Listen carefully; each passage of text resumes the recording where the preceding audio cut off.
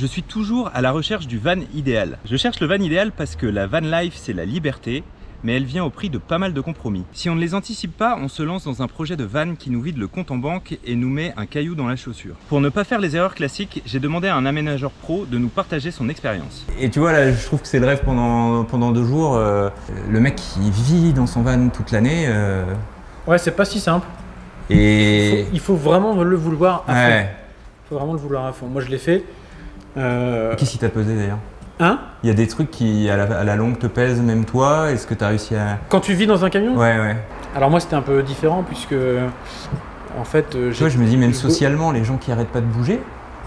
Non, en fait, moi, je suis resté sédentaire. En fait, Ok.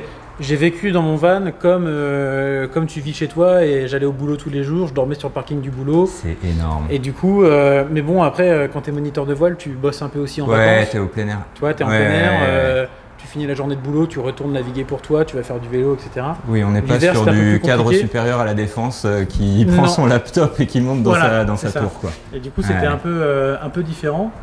C'est pas je bouge pour partir, Ouais. pour découvrir, en même temps bosser dans mon van. Parce que je pense que, un peu comme toi qui fais du montage, les gens qui sont développeurs et tout ça, dans ton camion toute la journée, devant ton PC, Ouais. c'est vrai que c'est aussi bien dans un bureau Non, peut-être. c'est mais 1000 fois mieux que dans un bureau. En j'imagine. vrai, c'est 1000 fois mieux que dans un bureau. mais tous les jours, c'est pas forcément si simple, je pense. Ouais. Parce que t'as pas le contact social peut-être avec des collègues, t'as pas. Ouais. Mais il voilà. nous en a parlé là. Il y aura une vidéo là-dessus. Et il nous a raconté comment est-ce qu'il s'organisait. Le Covid a un peu forcé ça. Tu vois, moi, j'ai pas mis les pieds au boulot depuis 1 an quasiment. Ouais, J'y suis allé 2 fois. d'accord. Et donc finalement, tu t'aperçois que tu t'y fais. Ouais. Mais effectivement, tu vois, heureusement que je suis marié parce que Oui, tu te sinon dis, t'es hein, vraiment tout seul, ouais, tout seul. Quoi. ouais. Ouais. Qu'est-ce qui te fait te dire que c'est pas pour tout le monde, tu vois? Bah, le côté très simple, Ouais. parce qu'aujourd'hui on a atteint un niveau de confort, je veux dire dans un appart chauffé, Ouais.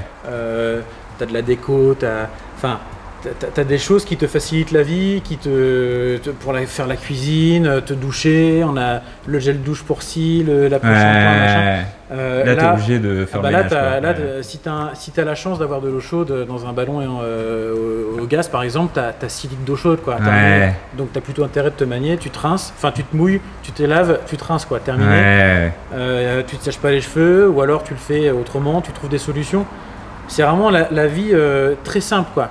Et je pense que les vanlifers vont chercher ça et c'est ce qui crée le plaisir. C'est de se retrouver, de se ressourcer dans un environnement simple. Moi, j'arrête pas de dire que les 8 mois que j'ai vécu dans mon camion, même si c'était pas pour bouger, c'était en sédentaire, pour aller au boulot et après bouger, c'était les 8 meilleurs mois de ma vie, quoi. Et du coup, quand tu lui dis viens dormir chez moi, tu fais comment? C'est un peu plus compliqué.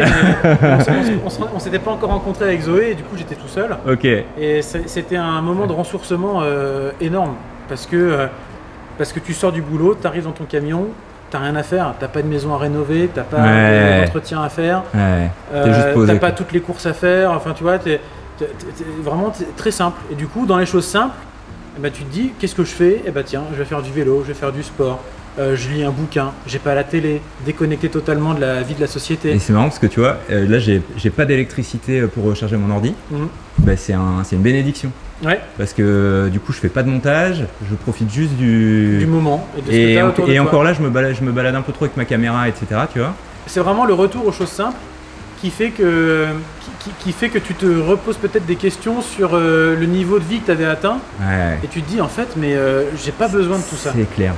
Tu vois, c'est un peu le principe du minimalisme. Ouais. Alors t'es pas dans du minimalisme peut-être à 100%, enfin tu peux le faire, mais t'es pas forcément obligé de le faire Ouais. dans la van life. Tout à fait. Mais du coup, il y a les gens qui sont un peu dans le minimalisme, moi j'y ai pensé, alors j'en ai une qui est pas trop minimalisme. Moi je pense que j'aurais été capable de vivre dans une tiny, tu vois. Ouais.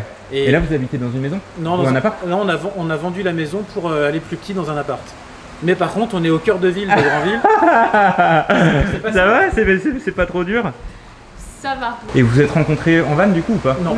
Il n'y a pas eu de viens prendre un verre chez moi et chez moi c'est un camion quoi. Non. Bah, Un peu au début, oui, parce que c'était la période où j'étais un peu encore dans mon van. Enfin, quand j'ai emménagé dans ma maison qui n'était pas totalement terminée, l'été, j'y vivais pas mal en van. Ok. Et on s'est rencontrés avec Zoé en été, donc il y a eu quand même les premières nuits. Notre première nuit ensemble, c'était dans un van. Enfin, voilà, On veut pas savoir. Non, bien sûr. C'est une chaîne grand public. J'ai eu du mal à convertir Zoé au début. Ouais. Et puis en fait, s'y est fait. J'ai pas réussi pour la Tiny, mais peut-être que je réussirai à l'avenir.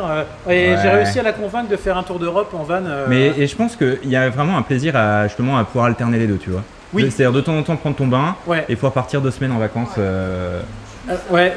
Ouais. Je pense que bon, j'ai 2 jours d'expérience, mais je pense que c'est plus vers ça que je vais tendre aussi. je pense que la van life à 100%, faut vraiment être passionné et il faut vraiment le vouloir à 100%. Mais du coup, justement, est-ce que tu penses qu'il y a des gens qui, en regardant des vidéos sur YouTube qui vendent du rêve, tombent un peu dans un piège en mode ah, je m'attendais pas à ce que ce soit aussi Je pense clairement. aussi raide, quoi. Ouais. Je Et pense du coup, que ils font quoi ces gens-là? Ils achètent un van et ils se retrouvent ensuite avec un van sur les Alors bras. maintenant, t'as pas mal de locations, donc. Moi, Super moyen de tester. Moi, j'engage plutôt à la location parce que ça te coûte juste une semaine de loc. Ouais. Ça permet de tester. Même quand tu veux aménager un van, tu loues un van, tu vas dedans, tu vis dedans pendant au moins une semaine. Et tu Alors, regardes même ce si qui c'est te semaine en vacances, il fait beau, super, etc. Mais au moins tu vis la chose, tu vis l'expérience, et après tu sais que non, c'est pas pour moi, ou alors oui, mais plus grand, ou Ouais. alors et tu sais ce que tu veux. Ouais. Après tu vas vers l'achat ou pas. Ouais. Voilà. Et pour moi la location c'est un bon moyen pour ça. Et, Mais je pense qu'il y a plein de gens qui se font piéger. Mais tu sais, j'ai la chance d'avoir aussi été moniteur de voile. Nous, les moniteurs de voile, on avait l'image des mecs torse nu qui mettent le cul des nanas sur la plage, qui sont trop, qui vendent du rêve, machin. Ah mais tu vois, là, regarde, ils flottent. Là, tu y es aussi, quoi. T'as 25 gamins qui braillent, qui sont maîtrisent pas pas leur gamins, bateau, que t'emmènes dans un milieu hyper hostile, qui peut changer du tout au tout. Ouais. En hiver, il fait froid, t'es trempé, enfin tu vois. Et du coup, il y a des gens on a des jeunes qui faisaient des stages l'été, qui arrivaient, on voudrait être moniteur de voile. Ok, une fois qu'ils ont passé le pas, oh la vache, c'est ça moniteur de voile. Oh la vache, c'est chaud, ils viennent en hiver, oh la vache. À te dégoûter de ta passion si jamais t'as pas bien compris les limites du truc, quoi. Bah, en fait, je pense qu'il faut tester avec parcimonie. Ouais. Il faut vraiment avoir bien en tête tous les avantages et les inconvénients avant de se lancer et de se dire j'y vais tête baissée. Ouais. Il y en a qui l'ont fait, pour qui ça a super bien marché. Ouais. Moi je suis un peu dans ce mode là à dire j'ai une idée en tête, j'y vais à fond et puis voilà, on verra bien. Je suis pareil. Mais il y a des gens, je pense, qui ont besoin d'être. Enfin, il y a des gens qui ont besoin de plus d'infos, d'être plus certains de ce qu'ils ont besoin pour ensuite se lancer, quoi. Si vous aussi vous êtes un télétravaneur, n'hésitez pas à aller voir le 2e lien en description. J'ai ouvert une petite boutique avec ces t-shirts. Je vous dis à bientôt dans une prochaine vidéo.